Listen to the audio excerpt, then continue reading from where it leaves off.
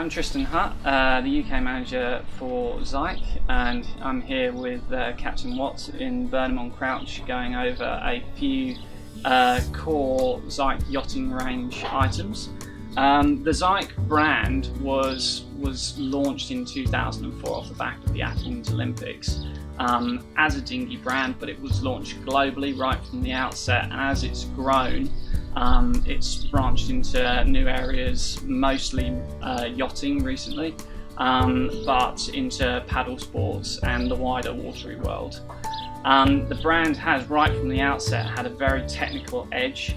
It's always been about innovation for us, and through that innovation has come advancement in durability, quality, waterproofness, and just material development that hasn't been seen before in the marine industry.